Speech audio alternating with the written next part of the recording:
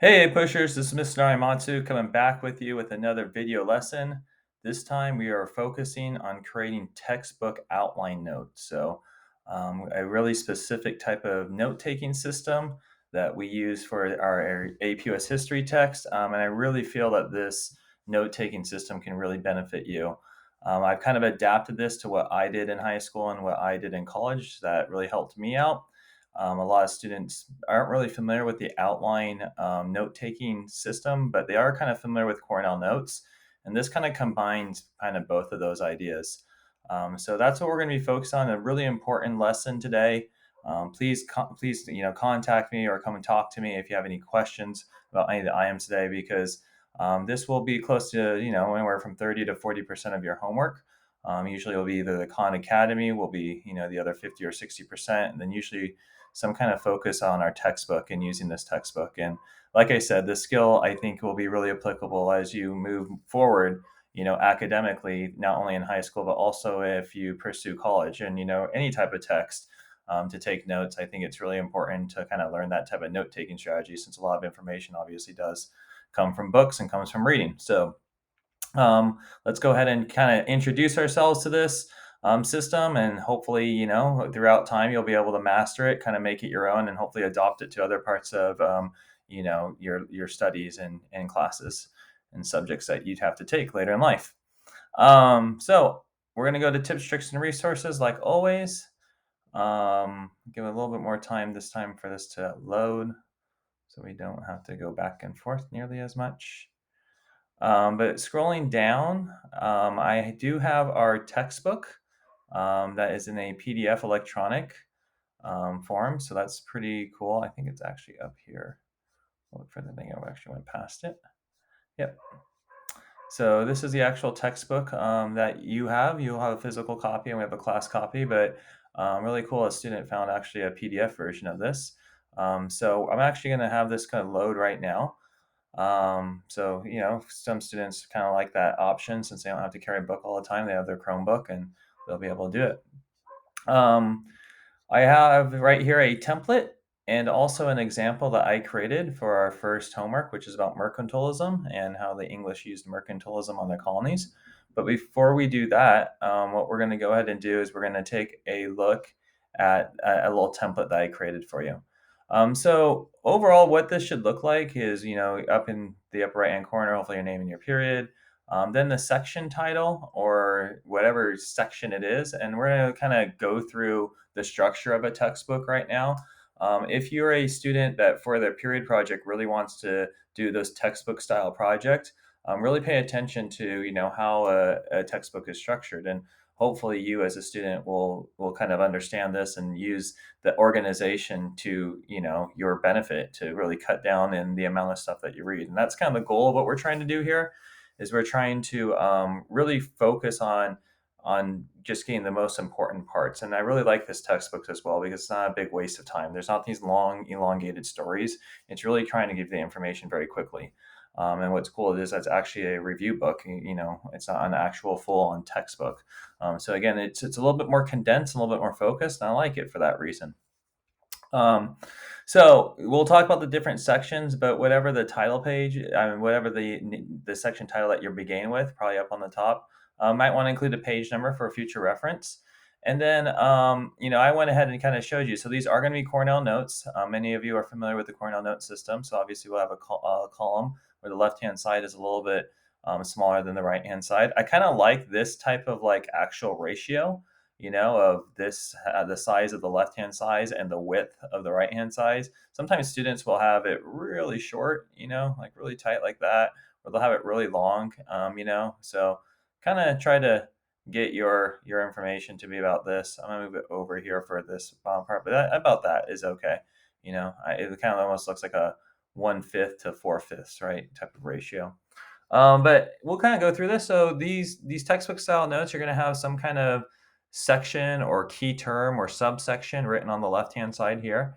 Sometimes up here, this could be a chapter title as well. So, there's the sections have there's different sections. And again, we'll go through that in a second. So let's just get through the overview and we'll kind of give you some more examples. I'll get it. But as I said earlier, these notes are the combination of two different note-taking styles: the Cornell note, which has this left-hand side and key terms, and then this outlining, which has this indentation. You'll notice that these two different style taking notes, notice that I have 1 and 2 here, and notice that it's been indented. In this case, when you use a Google Doc and you are to use this outline form up here, it actually starts kind of making different options for you, right? You know how you go to circle, to a white, to now a square. So I want you to understand that there's purpose in the indenting. All right. So all of these little black dots here on the left-hand side, they all relate to textbook style notes, but these two dots really specifically only have to do with this note. It's been indented underneath it, and therefore is only specific to that. So again, I kind of think of indentions of levels of importance or levels of details. As you go further and further to the right, you get more and more detailed.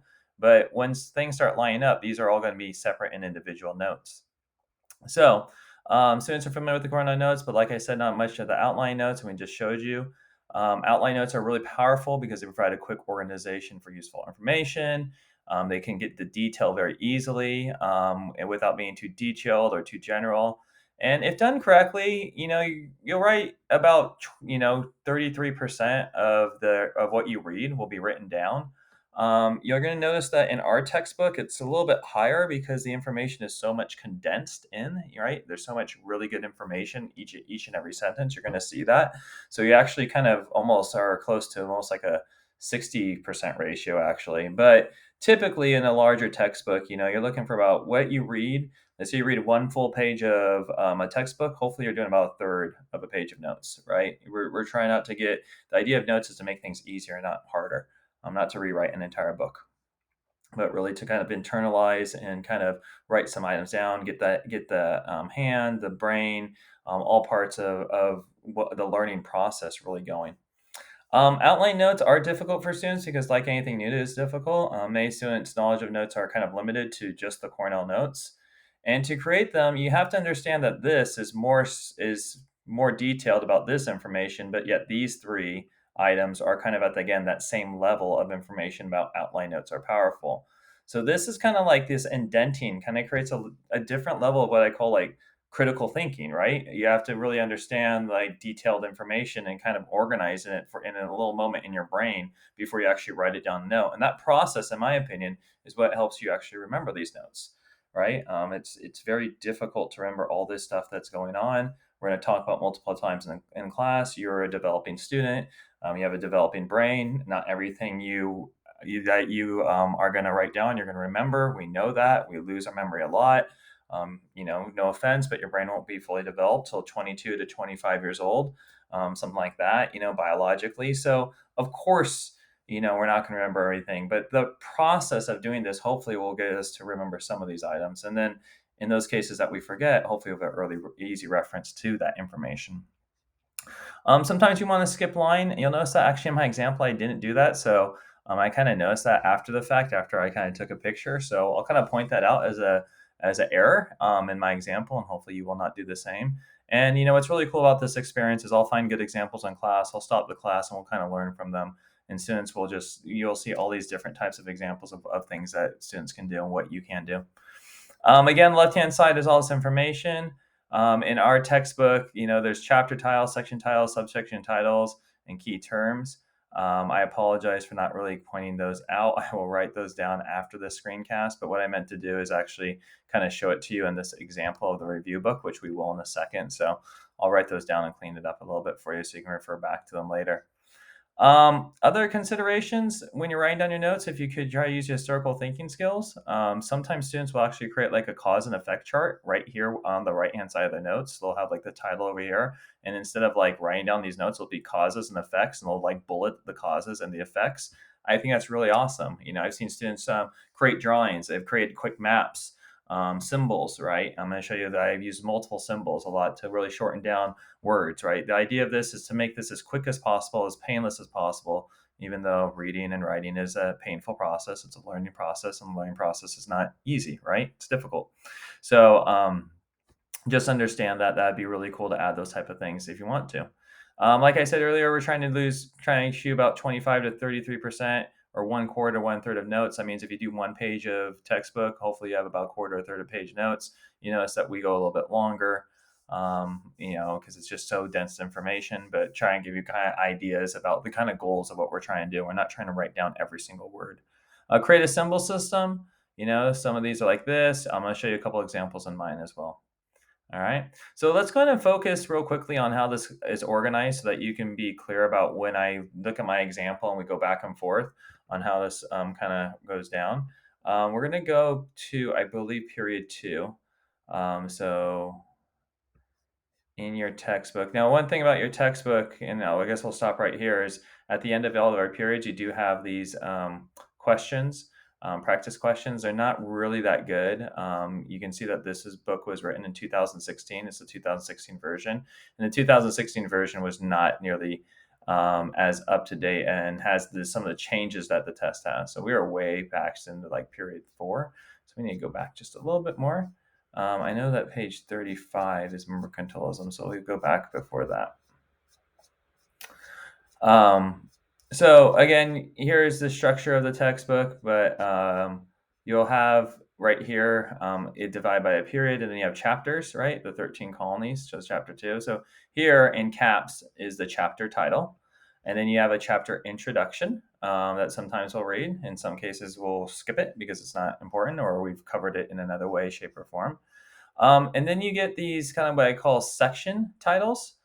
They're kind of bold and a little bit larger. They're not in all caps. That's the chapter title, as you can see here. So you're kind of noticing these structurally how editors and how textbook publishers actually create structure for us to make things a little bit easier. And that's what we want to do. We want to adapt those things in our notes. You're going to see that in a second. So here we have maybe a section title. These would be subsection titles, and you'll notice that they're now italicized and slightly smaller. And then lastly, I call these key terms, right? You suddenly just have these key terms that pop up. And so in my notes, I'm going to have different symbols for different things. So for instance, the 13 colonies in the British Empire, I might do like a POW because it doesn't happen too often, like a kind of squiggly or a cloud or something. You'll notice in my section titles, when we get to it, I put a square around it. For Jamestown, like the subsections, I would underline it. And then for early problems, I would circle it. And you're saying, what are you talking about? We'll kind of talk about on the left-hand side how I create different symbols to understand the different structure. So when those titles of information go over here, I'm going to be using, if it's a key term like early problems, as we can see, it's bold, it's lowercase, it's a little bit smaller, it's not italicized. I'm going to be circling that on the left-hand side. If it's Jamestown, I'm going to put an underline underneath it. If it's early single settlements, I'm putting a box around it. And again, the chapter titles don't come out so often, so I'll be kind of, putting like a cloud around that. So let's go to page 34, and you're going to start being able to see my examples as we kind of run through this. But if we page 35, you'll notice that we start with mercantilism in the empire. And this is a section title, right? It's not italicized like George of the Last Colony, making a subsection. It's not a just kind of lowercase and small, bold key term, and it's certainly not a chapter title. So this is what I call a section title. So you'll notice in my example that I provided, which is here, theoretically, you should be able to let me open it.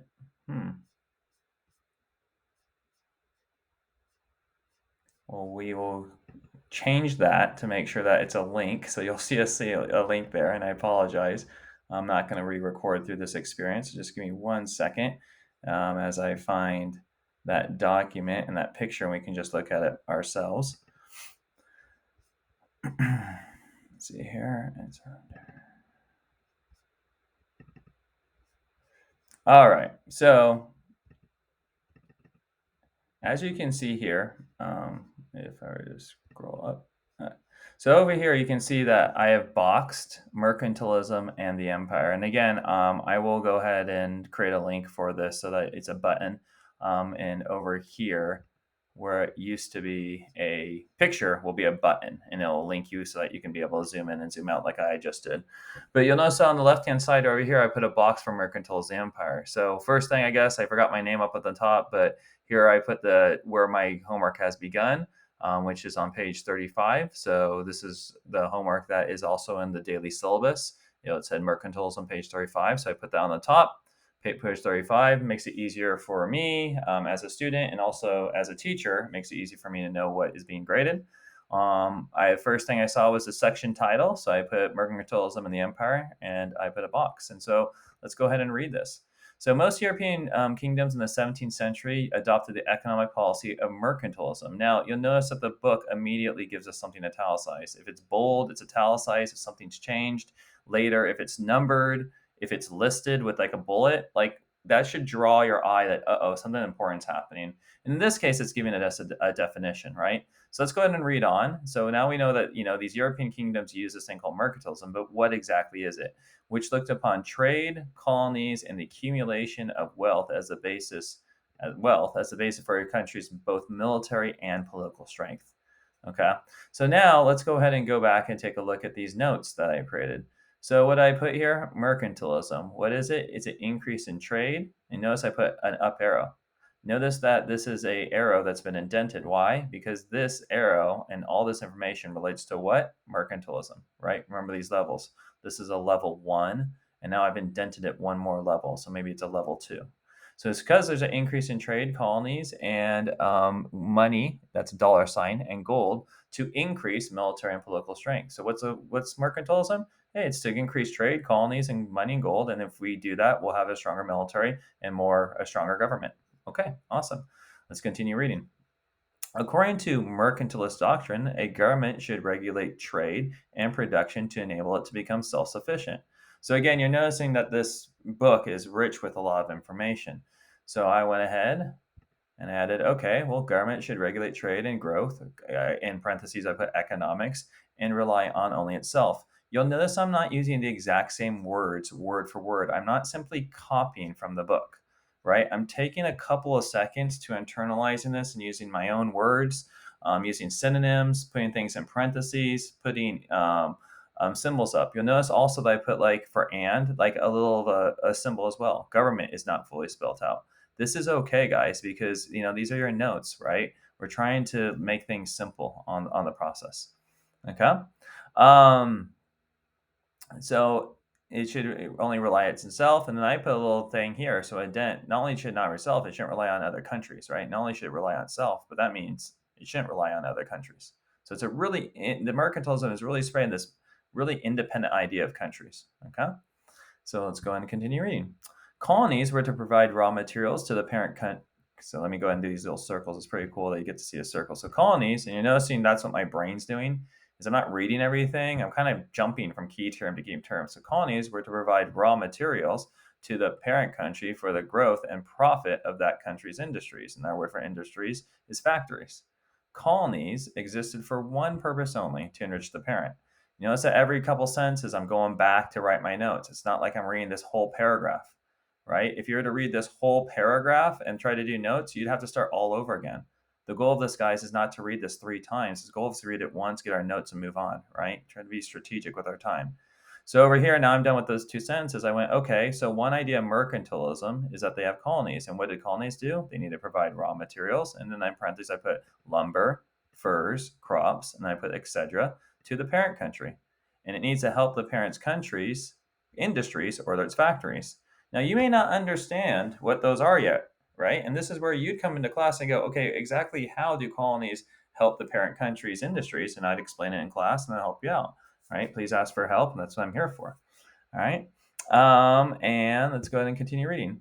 Mercantilist policies had guided both the Spanish and the French from their inception, but mercantilism began to be applied to the English colonies only after England's Civil War had subsided. So over here is used to make a parent country rich, was still the idea of colonies. Oops. Okay, sorry about that. And is lastly used by the Spanish and the French and eventually the British. And I underlined the word British. Why? This is about the British. We're about the United States. Hopefully, you know by now the 13 colonies are start from British. And if not, there you go. You've been taught it. So we want to start paying specific attention to the British experience because we know that's going to be, the individuals that are going to go ahead and colonize most of the 13 colonies. And that culture and that language and that custom is what's going to guide the early United States. So now we're done with that, and then we got it's a key term. So remember I told you the key terms, what I do is I circle them. So what I do on the left-hand side, I wrote the acts of trade and navigation, and I circled them. Now I wanted to notice, I wanted to show you a different type of like indenting format that I did. I wanted to kind of expose you to three different ones that I've seen students do. So this is the one that I did in college. I really kind of line things up. I didn't think. The proper way to do it is with like letters and numbers, but oftentimes I'd be on the fifth or sixth page and I wouldn't want to know what letter or number it is. And there's just kind of these ongoing outline notes, and I really could care less about the letters and numbers. But over here, you'll notice that here's one indentation, and then sometimes students will put two arrows to show, hey, this is my second level. I'm like, oh, that's totally cool. So let's go ahead and read now the Acts of Trade and Navigation. So England's government implemented a mercantilist policy with a series of navigation acts between 1650 and 1673, which established three rules for colonial trade. And it lists the three. We can visually see it. So we know we're coming to some important stuff. I'm going to take a second and I'm going to write this. Passed by the English between 1650 and 1673. All right. What are they? Here are the three rules: 1, 2, and 3. So one, trade to and from the colonies could be carried only by English or colonial-built ships, which could be operated only by English or colonial crews. All goods imported into the colonies, except for some perishables, had to pass through the ports in England. And specified or enumerated goods from the colonies could be exported to England only. Tobacco was the only original enumerated good, but over the years, the list was greatly expanded. So I just go ahead and wrote down those rules. Rule 1, trade only with English ships and crews. Again, shorten it up, make it easy. Notice the slashes, notice the width with the slash, right? Again, symbols, try to make this easy. Now, we can't do this on the essay, right? But these are our notes. These aren't going any further than you and me in this classroom. So let's try to make this as simple as possible. Rule number 2, all goods must pass through English first, or England first. And rule 3, some important goods could only go to England. So again, what are we seeing? Total control of the English over colonial trade. Okay. And if you come to class, you're like, well, why is that important? That's a great conversation that we can start class with, and I'm happy to help you out with those things. Bam. All right, so let's go ahead and continue reading. Oh, we got another key term, impacts on the colony. So what I do on the left-hand side, impact on the colonies, and I circled it. Notice I have a different one on this one. I have a dash, a dot, and then an arrow in. Again, 1, 2, 3 levels. All that matters is that the indenting stays consistent. You can use whatever symbol system you want. You want stars, you want happy faces, you want rainbows, do whatever the heck you want to do.